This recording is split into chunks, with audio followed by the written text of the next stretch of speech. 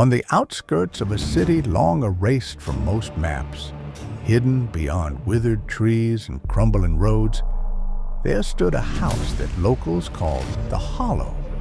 No one knew who had built it or when. The earliest mention came from a newspaper in 1892, an article about a family of 5 who disappeared after moving in. Their bodies were never found. Only blood, so much blood. The house, they said, breathed at night. Windows would fog from the inside, doors closed softly on their own, and the mirrors never showed just one reflection. Lucas had always been drawn to the unexplainable. His YouTube channel focused on urban legends, abandoned places, forgotten horrors. So when he found old police files about the Hollow buried in an archive, he felt compelled to investigate. Halloween night seemed like the perfect time. He brought only a flashlight, a camera, and a pocket recorder. The path to the house was choked with thorns and rot. As he stepped onto the overgrown front lawn, the wind died completely. Even the crickets stopped. The house loomed like a corpse of wood and stone, its broken chimney resembling a crooked spine, its black windows like empty eye sockets. The front door was slightly ajar. Inside, the air was impossibly still, thick with mold and the scent of decayed leather. Lucas's light flickered as he stepped across warped floorboards. The wallpaper had peeled back, revealing strange symbols etched directly into the plaster, spirals, runes, and crude drawings of people, all without eyes.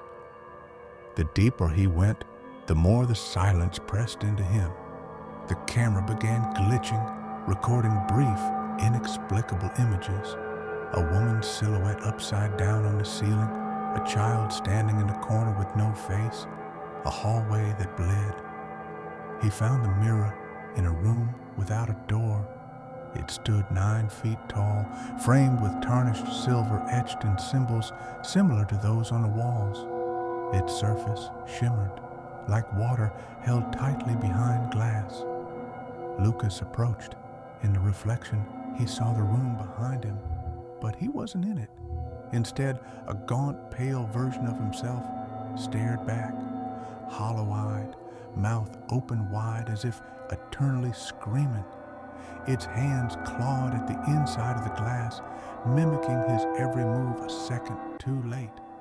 Then, behind the mirror version of himself, the shadows moved. They slithered. Dozens of humanoid figures emerged, broken, twisted silhouettes dragging themselves across the mirrored room.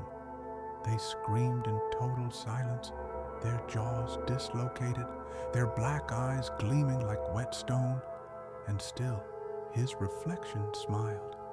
Suddenly, Lucas felt fingers on his neck. He turned. No one. He ran down the staircase that now stretched longer than it should, past doorways that hadn't been there before. The rooms twisted, the house shifted, the walls pulsed, and from behind them came voices, children weeping, someone begging in a language long dead, someone else laughing softly, like they had waited for him. The front door was gone. Panicked, Lucas turned the corner and came face to face with the mirror again. Only now he was inside it. His body had collapsed outside it, eyes wide in terror, unmoving. Inside the glass, he pounded, screamed, begged, but no sound came.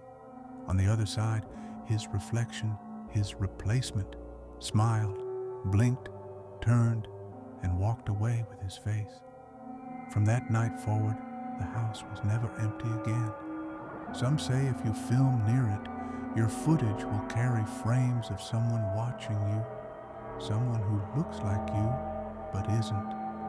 Some say if you whisper Lucas's name at the gate at midnight, you'll see movement in the upper window, a pale figure behind the curtain mouthing your name. But no one enters anymore, not since the footage was leaked. Not since his screams played from a camera that hadn't been turned on. Not since the mirrors started appearing in other homes. Whatever haunts the house is no longer trapped within it. It just needed a way out.